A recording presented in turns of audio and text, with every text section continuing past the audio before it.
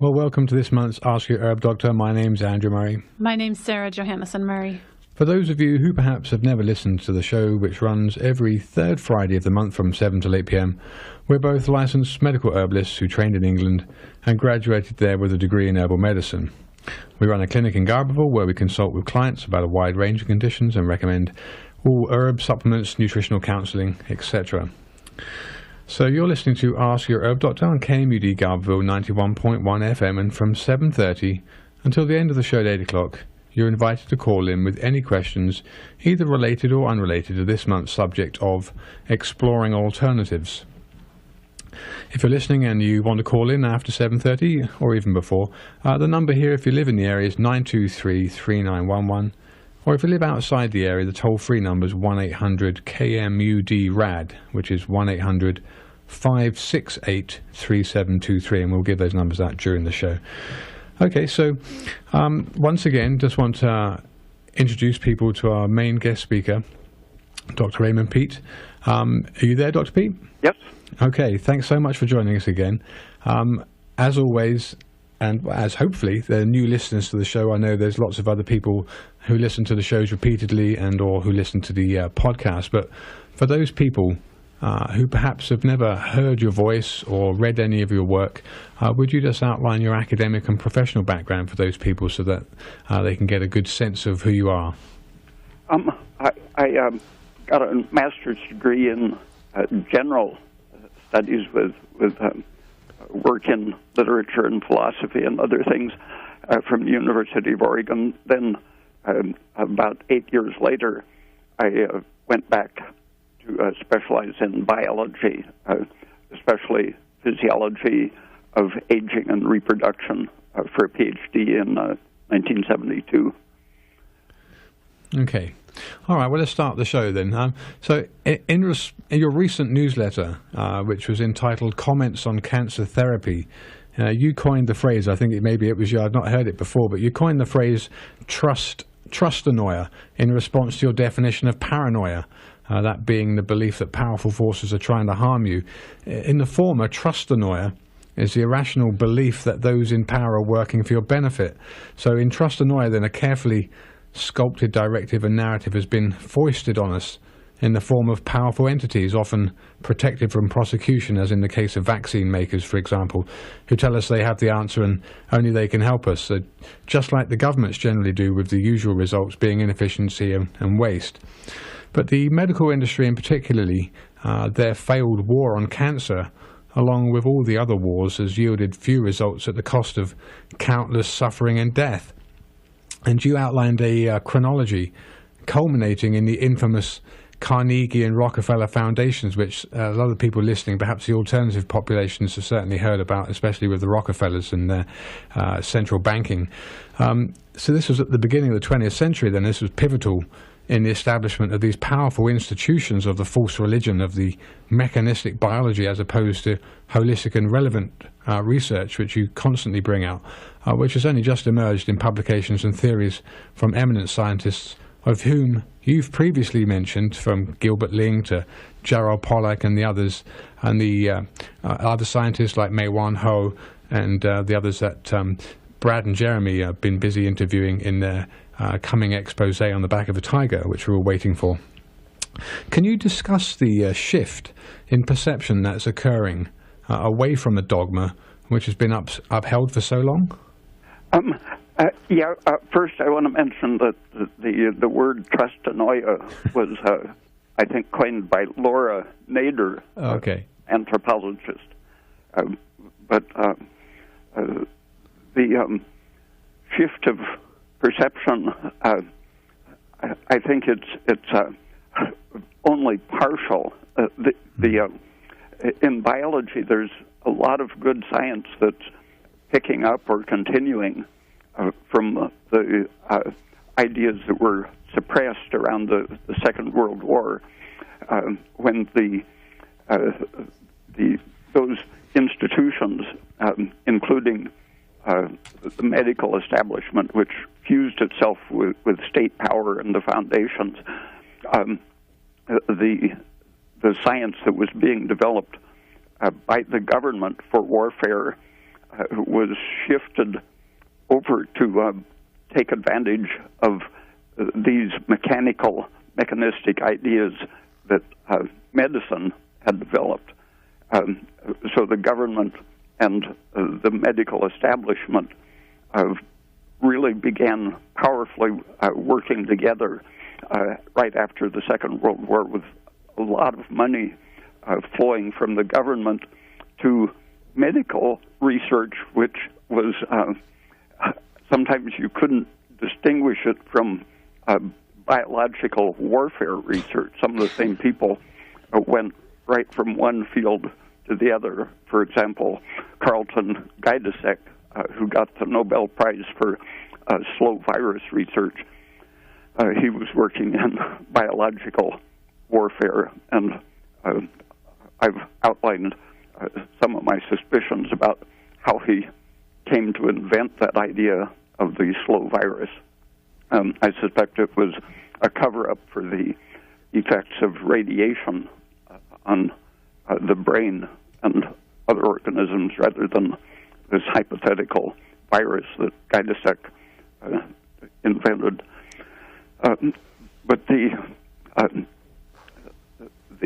dogma has essentially denied all of the traditional ideas of biology and the nature of life to impose the idea that things are predefined from Gregor Mendel in the 19th century. The idea of the gene was gradually used to deny that plant breeders and animal breeders were really changing the plants. If they seem to be producing big animals from little animals, or big plums from little plums, the most radical changes they were producing, rather than being adaptive to the environment. The textbooks at the time I was in graduate school said, well, these were genes that really existed previously. Now, we've just, for the first time in science, we have simply revealed that there were genes for these traits, which the plant and animal developers seem to be producing. So it seems that there were these secret genes that explained everything. It really was sort of a magic act or metaphysics. They made up the story as they went along to explain things that really could more easily be explained by the idea that the organism is highly adaptive. And the gene idea allowed people to work, create changes in the DNA so that they could now produce engineered organisms. After 100 years of denying that there really was any adaptation, they said, and now that we're in control of the genes, we'll make organisms the way we want them. But they were claiming that it was purely in the genes and that they could control it, so there was no danger of things being unpredictable or going wrong. And people like Barbara McClintock, who in the 1940s and 50s, she was demonstrating that organisms can change their own genes to adapt to situations. So the idea of being determined by their genes was exactly turned on its head by her and other people who showed that the organisms change their own genes in an organized way. So what do you think is going to happen with genetically modified organisms? Do you think they're going to start changing the genes that have been put in them? When you realize how ignorant the molecular biologists and molecular geneticists have been, you have to worry that things could be much, much worse than anyone so far has suspected. James Watson, of Watson and Crick, who invented the structure to explain the double helix of DNA, he's now 88 years old. And just a couple of weeks ago, he was quoted in the New York Times as saying if he was starting over to understand cancer, he would not study molecular biology, he would study biochemistry.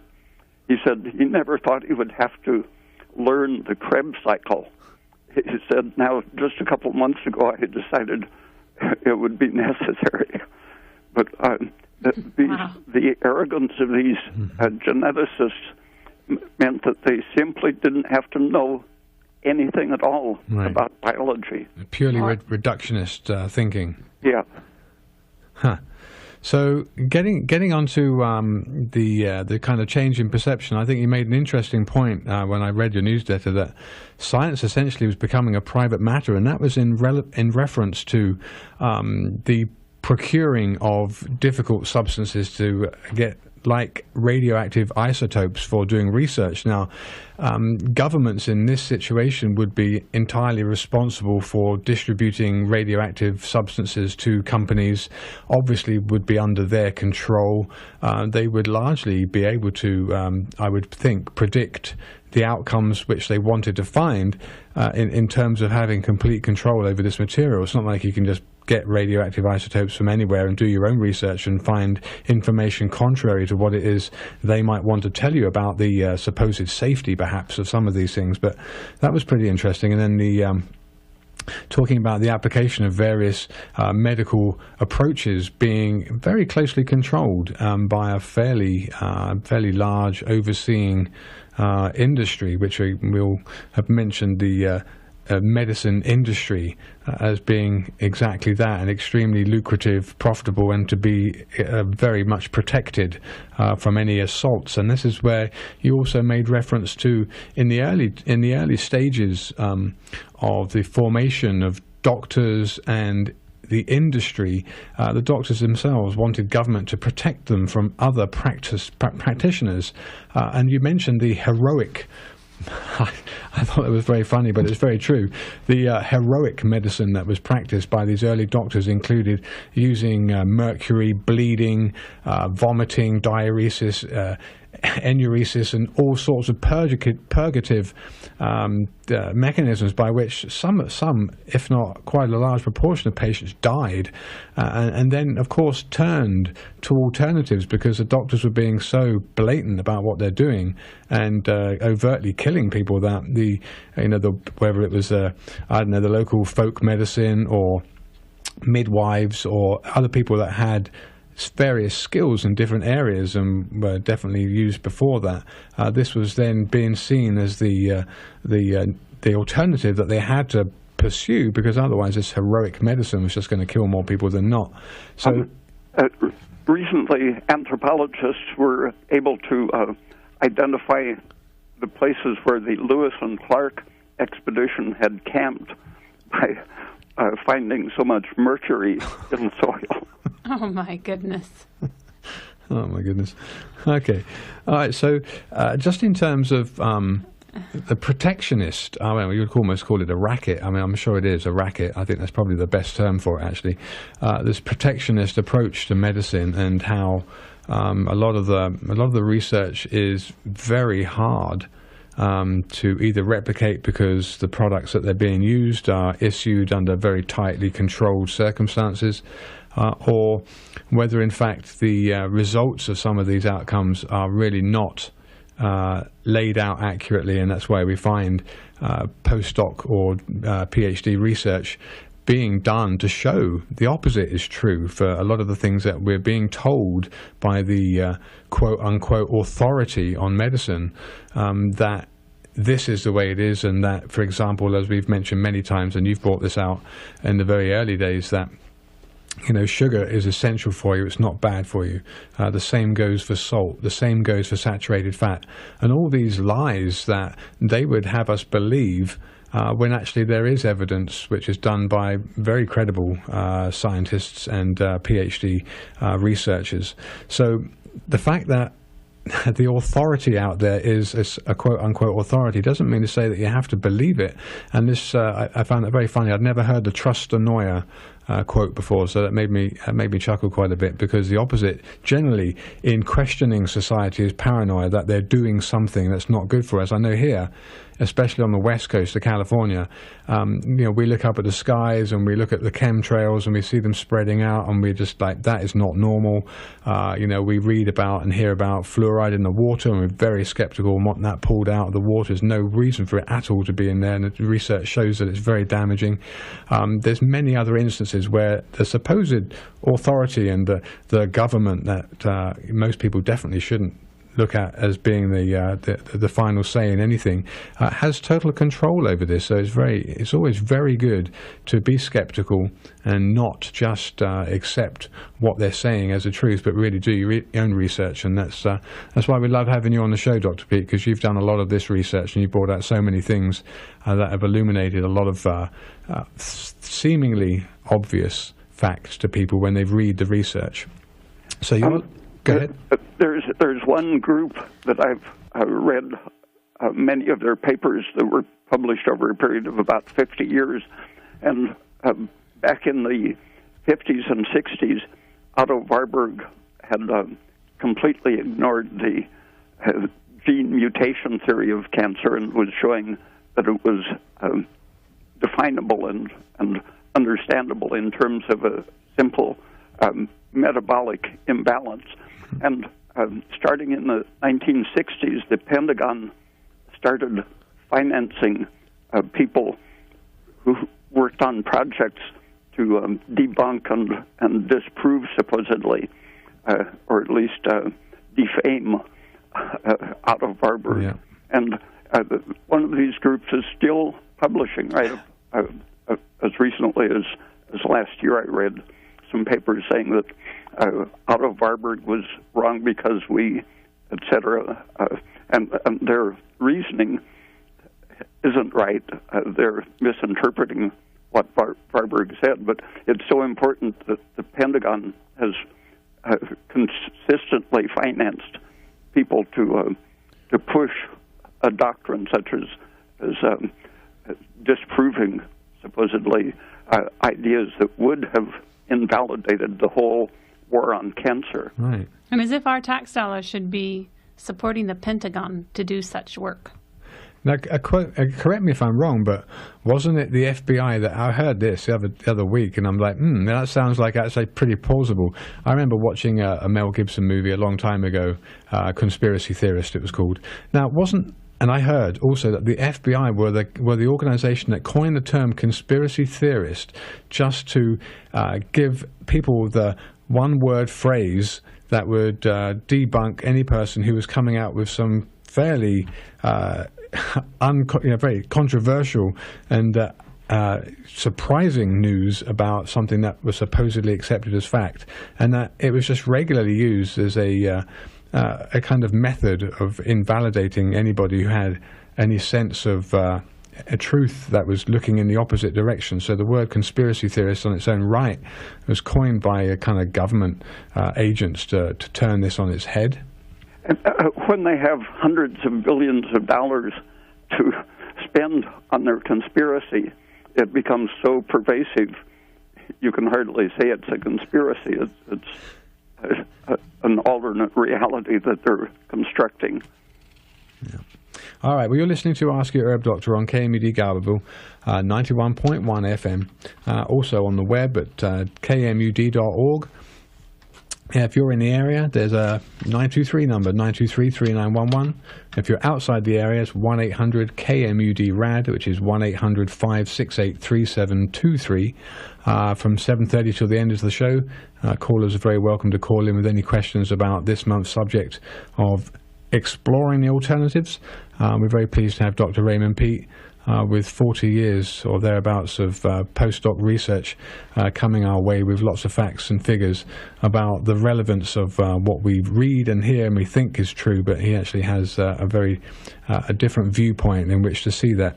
And Dr. Peat, I, time and time again, even though I've spoken to you quite a lot and we have had you on the radio show a lot, I still have to remind myself that your perspective is very much a biology-based perspective. And I think to remember what you said earlier in the radio show, I think that's a point that a lot of people forget, is that biology has really been superseded, hasn't it, and squashed, if you like, by the tax dollar corporate model of genetics and the war on cancer?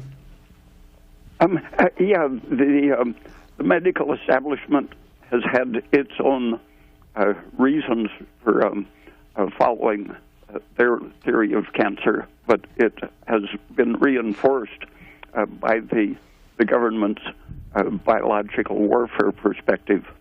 So they've blended them together to say that everything is determined by the DNA, and you don't have to learn anything about biology or about the chemistry of life itself. Let me get you to hold that thought a moment, because I think we have one or two callers who've already been calling in. So let's see if we can take this first call. Caller, where are you from and what's your question? Caller, you're on the air? I can't hear the caller. Not sure what's going on. So bear with me for a minute. Caller, you on the air? Nope. Ask the doctor if he could talk about any alternatives for emphysema, as opposed, something other than the pills that they give and the respirators that they give. Yeah. And I will take my answer on the air. Okay. Dr. Peat, did you hear that? Because I didn't catch the first part about emphysema. I've had a couple of very interesting experiences with people who had apparent emphysema. That was the diagnosis. Extremely inefficient lungs. One person was purple in the face, and his memory was affected. He was getting so little oxygen to his brain. The other person was a woman in her 30s who had been that way for about 15 years. And in the woman's case, it started when she had multiple estrogen injections when she was about 20. And that got me reading about the history of experimental emphysema. And they found that they could produce it, reduce the ability of the lungs to absorb oxygen by 90% in just an hour after an injection of an excess amount of estrogen. And in the case of the man, I suspected that it was a combination of too much unsaturated fat in his diet, increasing his estrogen actions and decreasing his thyroid function. So I gave him some progesterone and pregnenolone and I think a little thyroid. And in 2 weeks, the next time I saw him, that was in Toluca, altitude well over 8,000 feet.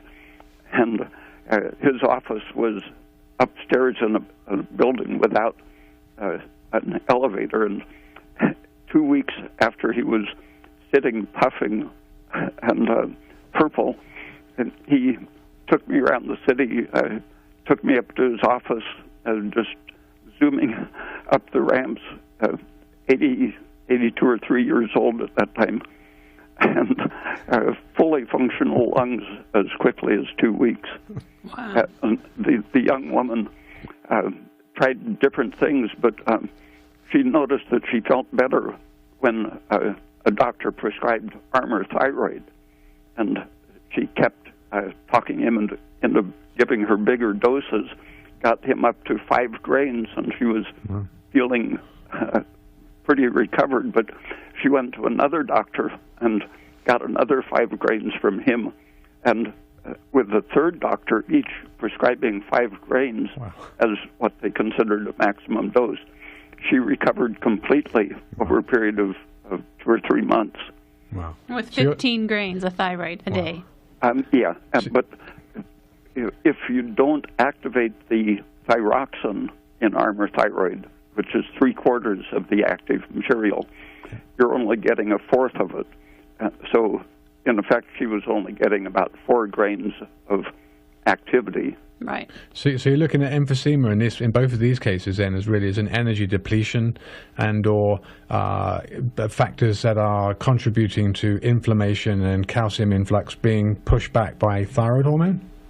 There were animal studies 20, 30, 40 years ago in which progesterone resolved their emphysema.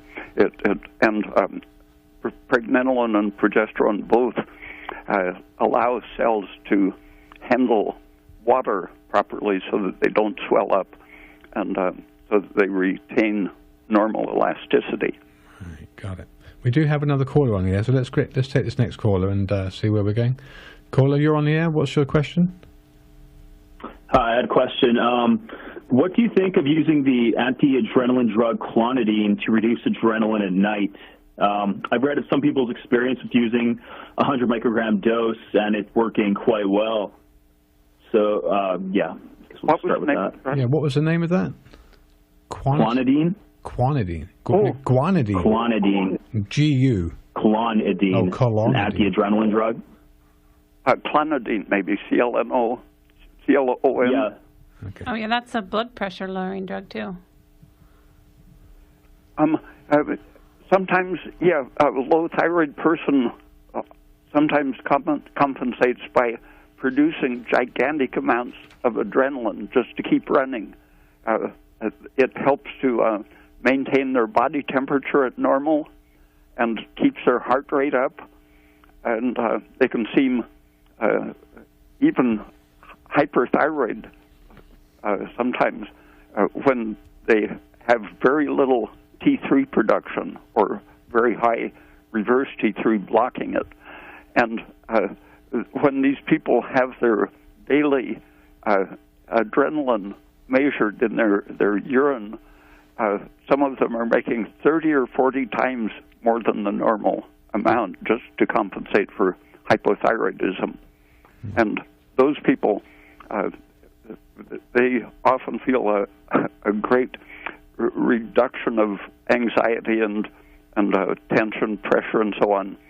But since the adrenaline is compensating in many ways, keeping their blood sugar up, it's important to be very cautious when you oppose the adrenaline, because it can sometimes give you asthma or low blood sugar.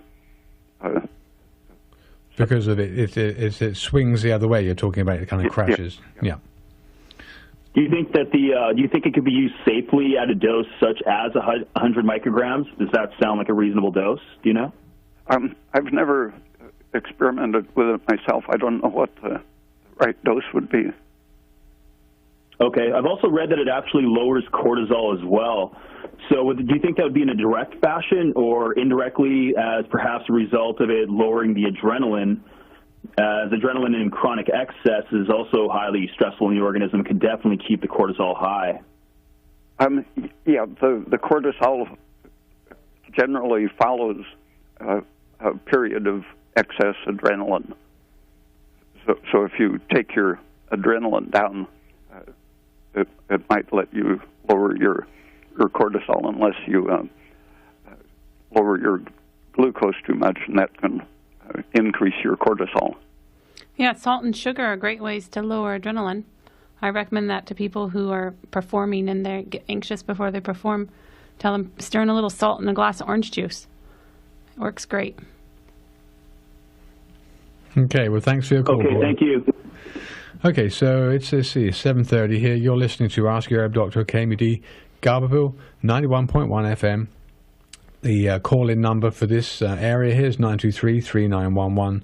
Or if you live outside the area or you're on the web, 1-800-KMUD-RAD, which is 568-3723 for your calls, and Dr. Ray Peat is our guest. Okay, so Dr. Peat, I guess moving on, I wanted to ask you a little bit about epigenetics then. So you've mentioned the study of epigenetics, which is currently getting quite a lot of attention as providing clues to many different pathologies stemming from environmental origins or ingested pollution, both atmospheric and dietary. Now, we fully understand the world we live in now as far more toxic than the world the Native American Indians, for example, lived in, with cancers and diabetes almost unknown then, but which now are commonplace. It's important now than ever to make sure you're eating organically raised food, drinking organic milk and juices. You mentioned orange juice a lot, as well as clean filtered water, and the same goes for the water you bathe in, with added fluoride causing known cancers. From a holistic perspective, there exists a very real mind-body connection between your thoughts and your health that we've mentioned in previous shows, and the convincing benefits of meditation or stilling the mind being healing. What do you see as the mechanisms by which this acts in terms of meditation? Because I know you have a biological perspective. And you're telling me there's another caller there, eh? Oh, okay. Let's hold that thought for a second if you can retain what I've asked you. But let's take this next caller. Caller, you're on the air. Where are you from? Yeah, I'm from the Laytonville area. Okay, what's your question? I was wondering, I read an article recently, and it said it was about the duality of taste buds. Of taste buds? Yeah, okay. It was written by, I think you pronounce it rhinosinusitis doctor. Rhinocyte? No. Yeah, rhinosinusitis. Rhinosinusitis. Rhinosinusitis? Yeah, that might be it. Yeah. It's people who are constantly sick and have a cold or flu-like symptom. Got it. Yeah, with running nose and... Yeah, and they were claiming that the bitter taste buds are the body's first line of defense, and the cilia acts as a filter for bacteria, and then in the nose it releases nitric oxide and does all this great stuff, and tells the body that something that could hurt it's entering the system. Okay. And I was wondering if you guys thought that maybe smoking or being in the fires we've had recently could coat these cilia or the taste buds and give you the symptoms kind of like sinusitis.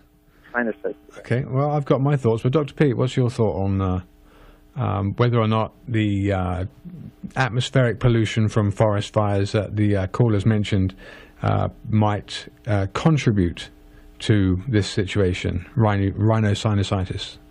And also smoking, too. And smoking, yeah. Yeah, all of these things are not only contacting the membranes locally in your nose and mouth, but when you breathe them, you swallow them because they dissolve in the saliva. And in the last few years, people have been observing the same sort of taste buds existing in the intestine, so that your intestine can detect the chemistry of what's present, even though you aren't consciously maybe tasting it, but the nerves are still doing their chemical analysis. And so the one of the things that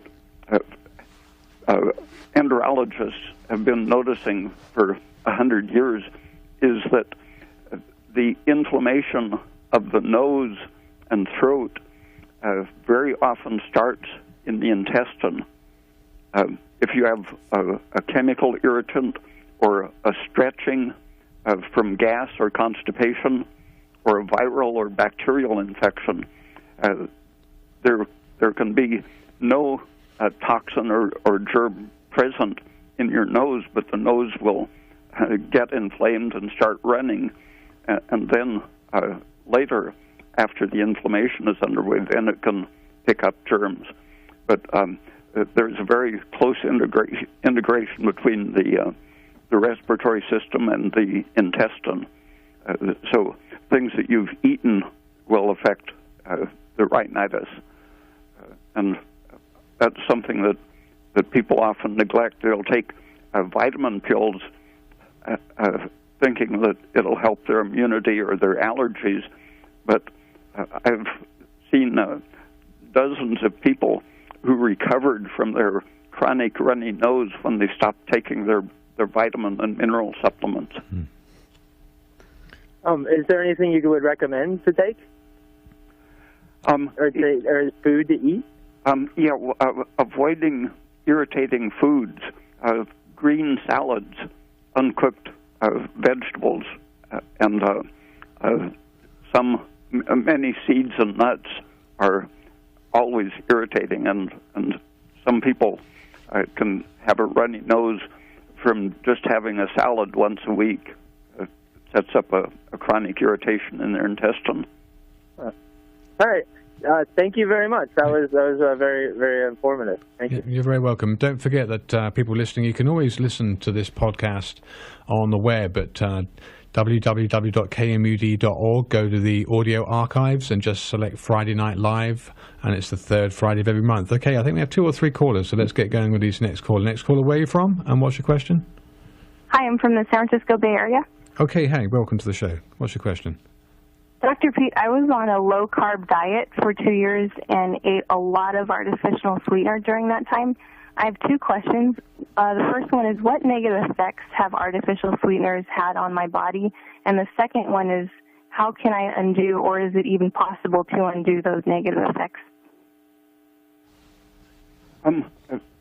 The artificial sweeteners sometimes activate insulin and cause weight gain just by acting on your hormones, even without increasing your food intake. But they have different toxicities.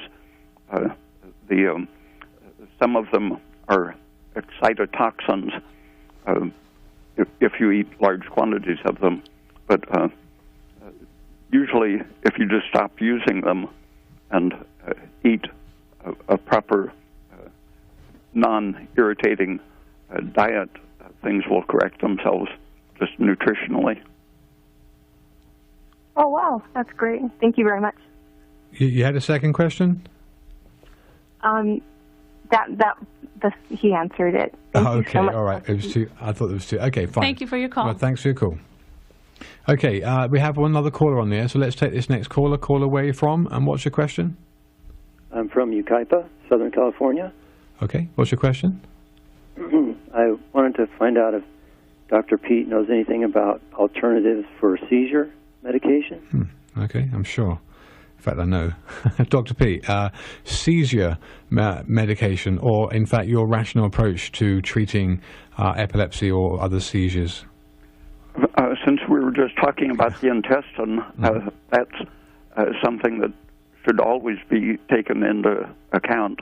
Make sure that you're not disturbing your system by eating green smoothies or too many nuts and raw foods and such, because irritation in the digestive system will increase the things that promote seizures or lower the threshold for them. And the brain is one of our biggest steroid-forming organs, produces considerable amounts of DHEA, progesterone, pregnenolone, and metabolites of those. And those have a quieting effect. And when the brain is under stress, those increase to compensate for the excitatory effects. And there are some foods that specifically excite and damage the nerves and tend to predispose you to seizures. Amino acids, for example, including glutamic acid, aspartic acid, cysteine, and tryptophan are the worst amino acids for lowering the threshold. Supplements of progesterone have been used to reduce the sensitivity to various factors. The threshold to excitation and seizure increases in proportion to the amount of pregnenolone, progesterone, and several of the metabolites of these. Yeah, Okay, I had a client that had epilepsy, and she was able to wean herself off all of her medication and resume driving and lives a very normal life now. And she sticks to a very strict diet that doesn't have any kind of food that the bacteria can live on in her intestine. She takes pregnenolone and progesterone, and she has a thyroid prescription, and she also takes anti-adrenaline herbs like valerian and skullcap and passion flower. And she had grand mal seizures, didn't she? Yes. Yeah. My daughter, she's 35. She's had them since she was 5. Mm-hmm. And we tried the Progest-E.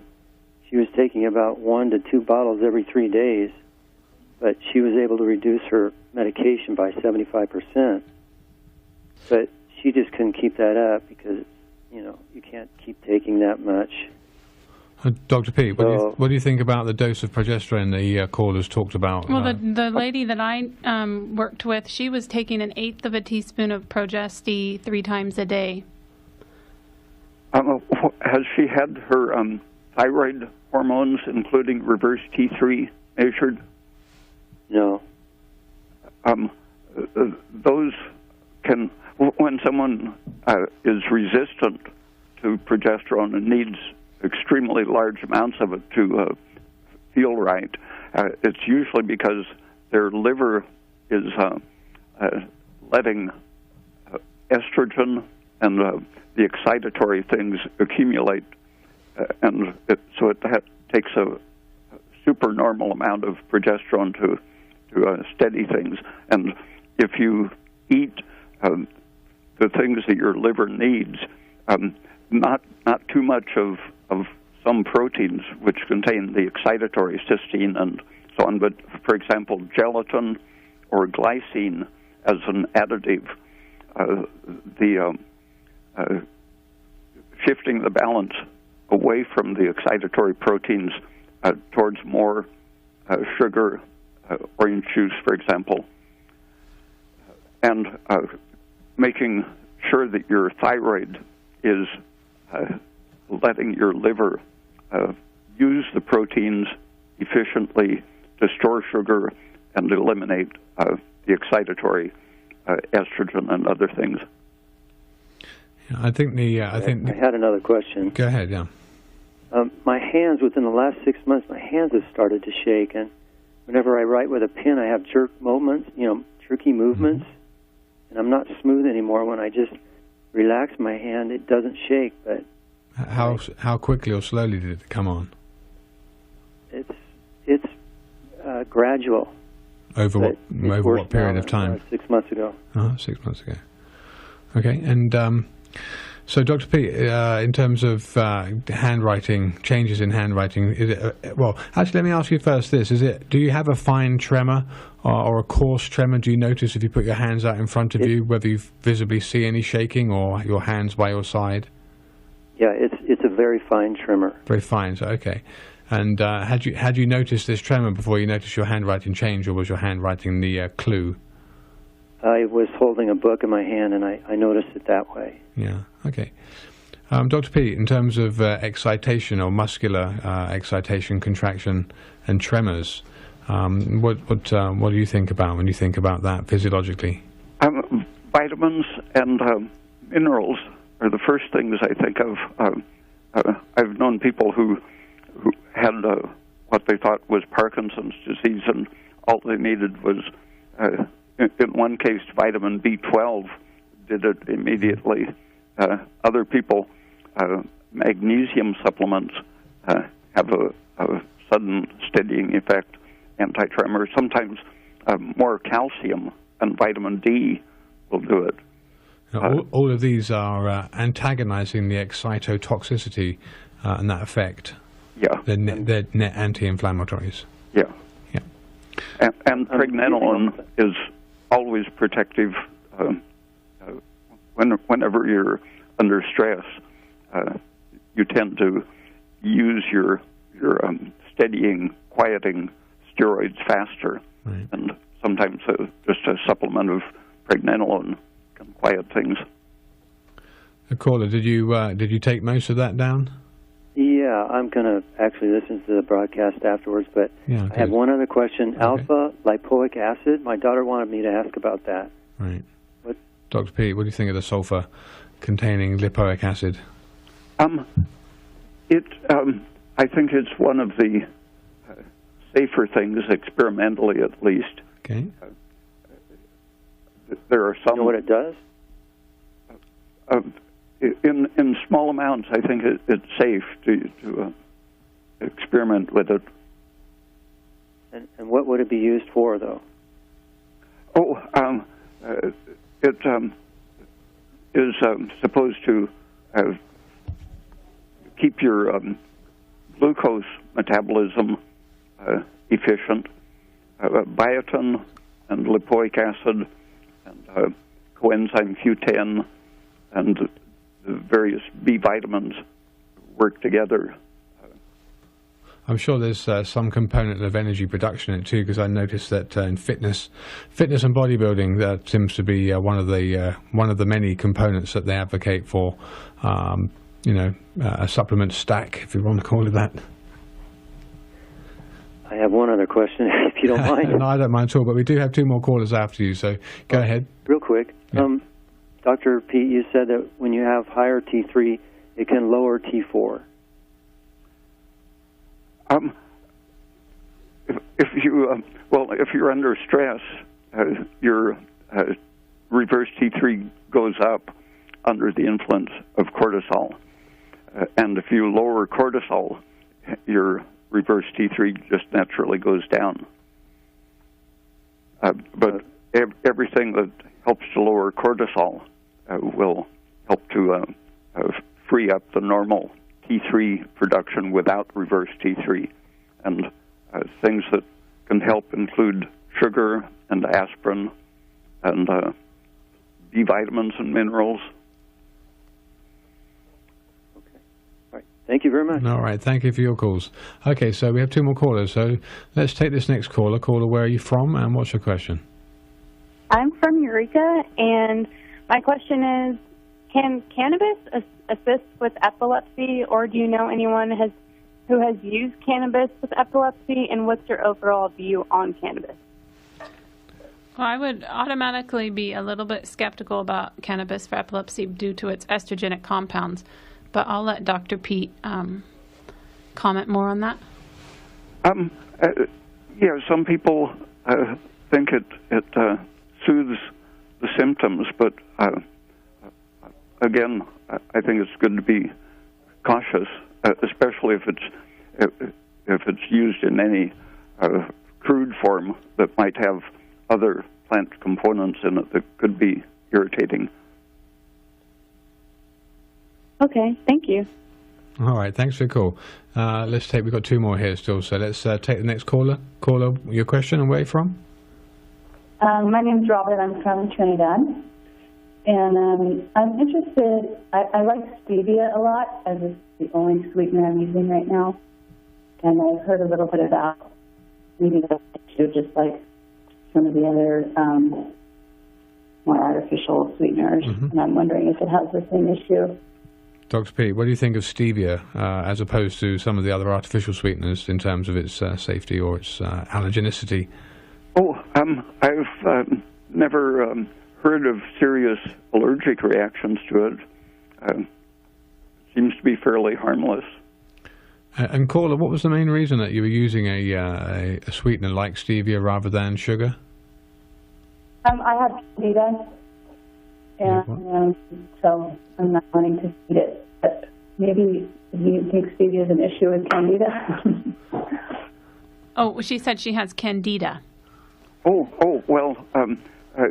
Candida thrives when you're lacking some of the membrane surface antibodies, IgA, and those depend on many things, but especially thyroid and progesterone. So if you're low thyroid, you will both have a problem regulating your blood glucose, and your immune system will tend to favor things like candida overgrowth, but other bacteria too can produce similar symptoms. And so if you starve candida thoroughly by cutting off all of its sugar supply, it needs glucose, and so it can put out filaments and actually become invasive when you're not feeding it sugar. And if you do have candida in your intestine and you keep it well fed on glucose, it's not going to invade and become deadly. But the worst it does then is to maybe make too much ethyl alcohol. But it can be eradicated pretty easily just with a little, very small amount of flowers of sulfur, just 200 milligrams or so, 2 or 3 days in a row, will typically clean up the intestine from candida and other harmful fungus and bacteria. And that's available at pharmacies over the counter, also called sublimed sulfur. It's called what sulfur? Either flowers of sulfur, that's easier to remember, or sublimed sulfur. And sometimes precipitated sulfur. It doesn't work if it's ground from crystals. So you're saying don't do a candida diet, because I'm doing one with some carbs in it, like basically I'm having some sweet potatoes. Coconut flour just cannot get ketosis, but you're saying don't even bother with that? Yeah, I think the main rationale for the approach to treating your candida is that if you actually starve yourself of glucose, you're probably going to put yourself at a disadvantage, because you will, by necessity of starving candida from glucose, you'll cause it to invade tissues more thoroughly to seek out sources of carbohydrate or other glucose stores, and actually you really want to just keep a normal diet. Don't avoid and restrict sugar intake, but then if you use something as simple as flowers of sulfur, and I think Dr. Pete said 200 milligrams a day for 2 to 3 days, works pretty effectively. Which is just like a pinch, a large pinch. Yeah. And things such as carrot salad, shredded carrots with a little olive oil and vinegar and salt. The oil suppresses candida multiplication, and the carrot has antifungal substances naturally because it grows in the ground and has to avoid being... It resists digestion. Mm-hmm. Yeah, I'm eating a lot of carrots. I'm eating all of those things. Did you say vinegar too, though? Oh, yeah, and it has to be raw carrot. Right. Otherwise, it will be a food source for bacteria. Okay, we do have another caller, so thanks for your call. Let's take this next caller. Thank you. Caller, you're on the air. Where are you from? Honeydew. Honeydew. Okay, what's your call, caller? What's your question, sorry? Yeah, I'd like to know what is a safe hormone for a person that's transitioning to a trans female. Well, progesterone is feminizing. If it's in large amounts, it antagonizes the effects of testosterone. In France, there were studies 40 years ago in which women with whiskers, mustache, and sideburns, and chest hair applied progesterone topically, and in 2 or 3 months, I think it was, they feminized their facial hair. And when a man takes just a moderate amount of progesterone orally, it stops the whisker growing or slows it greatly. And those French studies showed that it would reverse the differentiated masculine type bristly hair. And it's safe for men or women, unlike the estrogen that they use to produce breasts. There you go. So And progesterone. what would be the dose for progesterone? It's an individual matter. The quality of your thyroid function and your diet and liver and so on affect your response to it. It's important to make sure that your thyroid is good. A low thyroid person can increase the risk of cancer if they use anything estrogenic. So what tests should be done? What tests? Yeah, to determine the dosage. Well, if you're wanting to reverse hair growth, you can use it topically and just watch for the effects. Uh-huh. And systemically? It's safe at several milligrams per day. I've experimented with it and saw that I didn't have to shave for a day if I took around 10 milligrams. All right. Well, listen, let's keep it there. Let's call that question answered. It is just coming up to 3 minutes to the top of the hour. We're done at 8 o'clock. So thank you, callers that have listened in. Like I said earlier on, anybody caught part of the show or wants to listen to it again, KMUD has an audio archive that allows you just to go to the website www.kmud.org and then go to audio archives, Friday Night Live, and select the calendar third Friday of the month from the list, and those are the shows recorded from 7 till 8 p.m. Thank you so much for your time, Dr. Pete. Let me let people know how to get a hold of you and find out more about you. Thank you, Dr. Pete. Good night. Good night. Okay, so for those folks who've just listened to Dr. Pete for the first time, or those people that follow him closely, I know he's got a pretty big fan club going and a big old Facebook page that he's even completely unaware of. But if people want to go to his website, it's www.raypeat.com, R-A-Y-P-E-A-T. There's lots of fully referenced articles available on his website, and he's extremely well versed in his subject, so I encourage you to take full note of what he says and read what he has. He's not selling anything, and he's not seeking to gain political control or anything like that. So and he is aware of we have told him about these fan club pages that people put up about it. He's never looked at it. He's not associated with any of them. It's not at all social media relevant. Anyway, so thanks to those people that have called in tonight. As always, it's a pleasure to receive calls, and I know Dr. Pete gets pretty stimulated by people calling about different subjects, even if it's off topic. So until the third Friday of next month, wish you good night. Good night. Thank you for listening.